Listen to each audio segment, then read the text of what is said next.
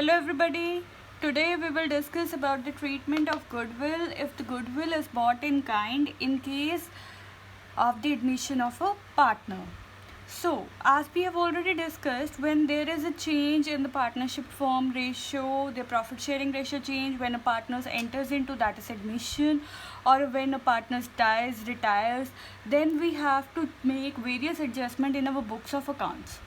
So in which the most important adjustment is related to the goodwill, right? So goodwill treatment, we have already done 2 treatments of goodwill, and today our third treatment is if at the time of admission of a partner into the partnership firm, the goodwill is bought in kind by a new partner.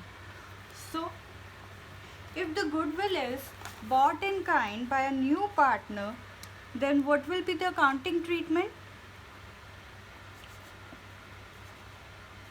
We will pass the journal entries, that is, अगर तो goodwill kind में है मतलब cash में नहीं है.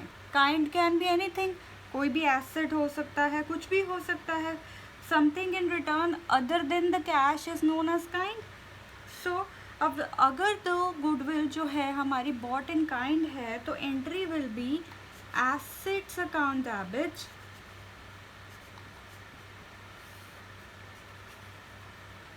To new partners capital account, क्योंकि नया पार्टनर लेके आया है.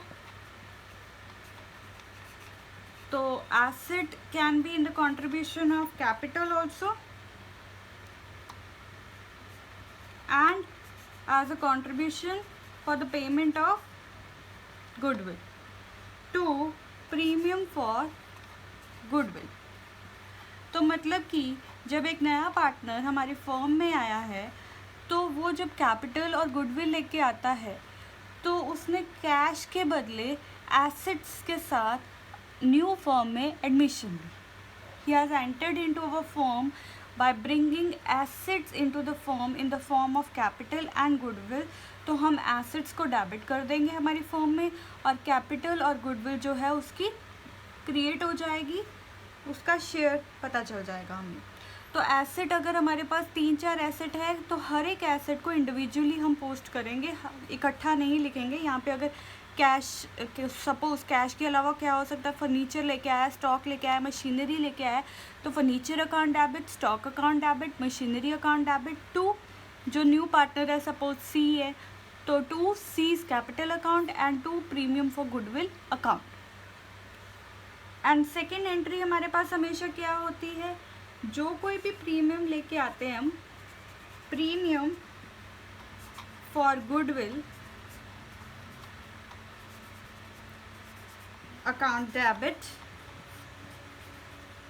to sacrificing partners capital account. जो कोई भी सेक्रीफाइस करेंगे पार्टनर्स, उनको जो प्रीमियम फॉर गुडविल है वो दिया जाएगा. जो नया पार्टनर लेके आएगा गुडविल, वो प्रीमियम सेक्रीफाइसिंग पार्टनर्स को डिस्ट्रीब्यूट किया जाएगा इन sacrificing ratio. Done. So we have only 2 main entries in this topic. सबसे पहले तो गुडविल जब आएगी इन काइंड, तो जो जो एसेट आएगा उसको डेबिट कर देंगे, और फिर जो हमारे पास गुडविल आई हुई है, जो हमारे पास अब गुडविल नया पार्टनर लेके आया है, वो हम सेक्रीफाइसिंग पार्टनर्स मीन्स जो ओल्ड पार्टनर्स है जो सेक्रीफाइस कर रहे हैं, उनके बीच में इस गुडविल को डिस्ट्रीब्यूट कर देंगे. Done. So now we will do question from your book topic, question number 31 of your book.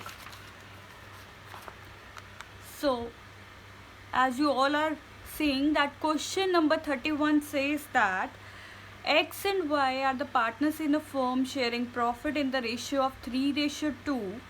On 1st April 2019, they admitted Z as a partner for 1/4 share in the profits. तो Z एक नया partner admit हुआ है, and Z contributed following assets toward the capital and for his share of goodwill. तो उसने इकट्ठा assets को लेके आया है, 4 एसेट्स को, और उसी में ही उसका कैपिटल कंट्रीब्यूट हो जाएगा और उसी में ही गुडविल। तो on the date of admission of Z the goodwill of the firm was valued at 6 lakh rupees. हमें गुडविल बता दी पूरी फर्म की, उसमें से हम कैलकुलेट कर लेंगे एक्स की, जो नया पार्टनर है जेड की गुडविल क्या है, और जो रेस्ट ऑफ द एसेट्स हैं वो हमारी कंट्रीब्यूशन किसकी होगी, कैपिटल की। तो हमें पास करनी है journal entries in the books of the firm on Jades admission, right. So let's start doing our question. Question number 31.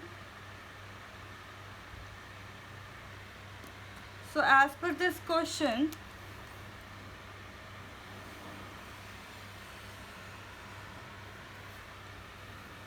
हमारे पास क्वेश्चन में एसेट्स लेके आए हैं, राइट।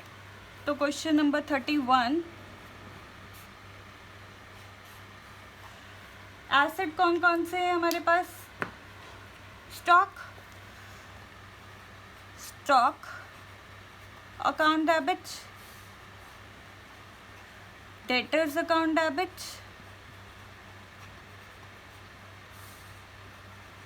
लैंड लेके आया, land account debit, plant and machinery account debit,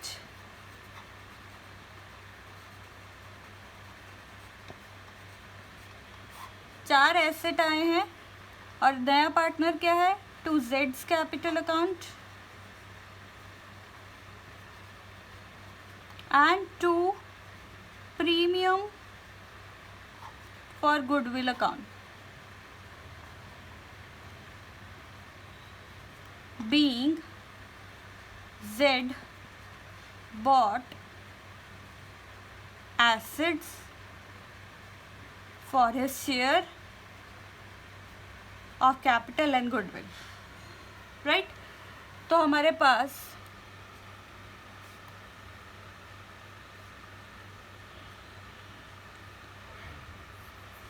question के according हमारे पास स्टॉक आया है 60,000, डेटर्स आए हैं 80,000, लैंड आई है 1 lakh rupees, plant and machinery 40,000। तो अब हमें देखना है कि उसका गुडविल का शेयर क्या बनता है। तो सबसे पहले हम वर्किंग नोट बना लेंगे।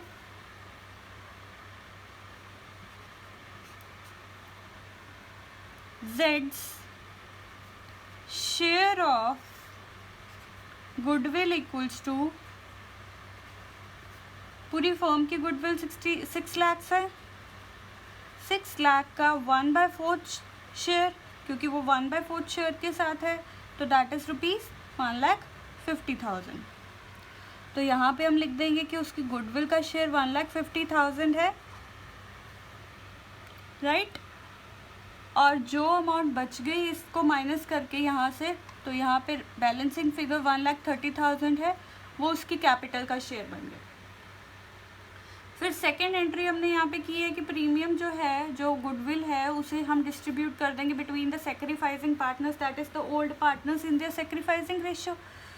सो हमारे पास second entry will be premium for goodwill account debit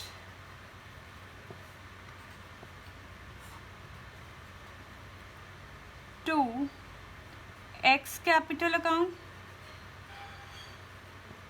क्योंकि ओल्ड पार्टनर X है, and to Y's capital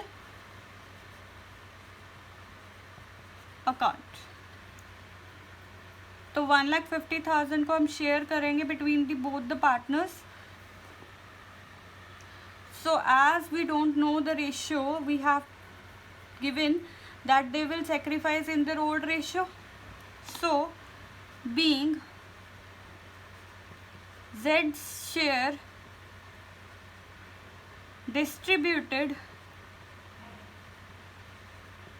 between X and Y in sacrificing ratio, that is 3:2.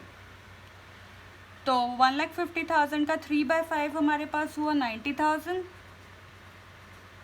और 1,50,000 का 2/5 we will get 60,000.